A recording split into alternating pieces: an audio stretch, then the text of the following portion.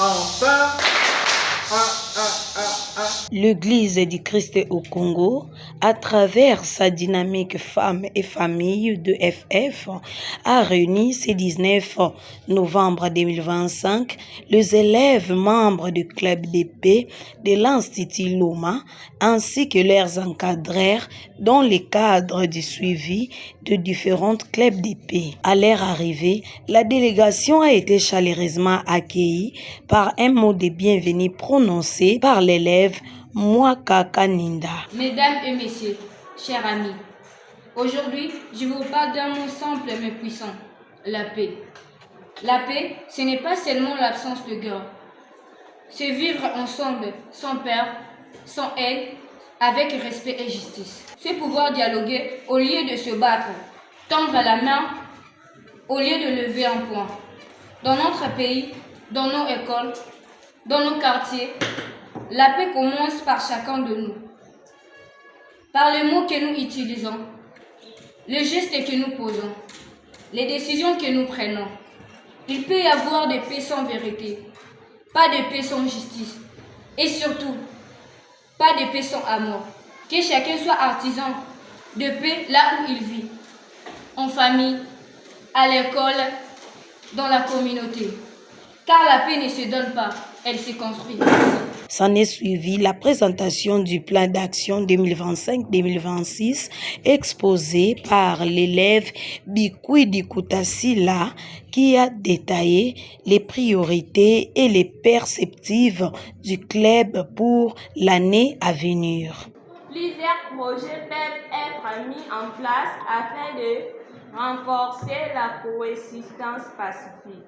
Les principaux projets sont club de paix scolaire, groupe des élèves chargés de promouvoir la non-violence, la tolérance et le dialogue au sein de l'école, mire de la paix, espace d'expression où les élèves affichent les dessins, élèves volontaires qui observent, préviennent les conflits et encouragent les comportements pacifiques, arbre de la paix.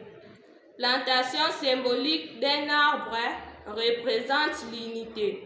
Chaque classe y associe des messages de paix. Paix par les sports. Tournoi arts sur le fair play et le respect mutuel, renforçant l'esprit de coopération. Le directeur technique de Dynamique Femmes et Familles, M. Lambert Mampassi, a ensuite expliqué les raisons de ce suivi, soulignant l'importance de renforcer l'encadrement des élèves engagés dans la promotion de la paix. Bon, le motif est que nous sommes en train de faire le suivi des différents clubs de paix qu'on a implémentés dans la province, et plus particulièrement en Bazangungu. Ce qui fait que ce soir, ce fut le tour de l'Institut Loma.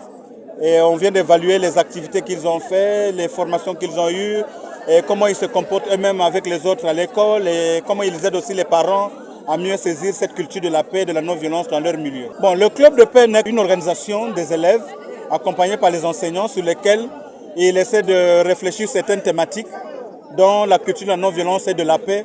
Mais aussi, c'est beaucoup de choses, par exemple la gestion de conflits, la communication non violente, le do no harm qui signifie ne pas nuire, beaucoup de thèmes comme ça, sexualité responsable, le discours de haine. Donc ce sont les différents thèmes sur lesquels ils réfléchissent et ils communiquent ça auprès d'autres élèves qui sont leurs pairs. Dans son allocution, il a également remercié les préfets des études de l'Institut Loma, M. Pierre Tanou Nkamatako, pour son implication et son accompagnement constant des jeunes. Bon, le mot qu'on peut dire, c'est que merci pour cet encadrement. Vous avez vu même le cas dans lequel ils nous ont mis. Ils veulent l'excellence.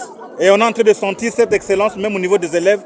Et nous aurons espéré que c'est un témoignage pour nous d'avoir ce genre d'école et nous les félicitons de toujours mieux encadrer les élèves dans les prochains pas. À noter que 4 finalistes ont été spécialement pris en charge par la DFF dans le cadre de ce programme. Cette initiative, rappelons-le, ne concerne pas uniquement les niveaux secondaires. Elle s'étend à tous les niveaux secondaires et dans toutes les provinces, conformément à la vision nationale de l'ECC de promouvoir la paix à travers l'éducation.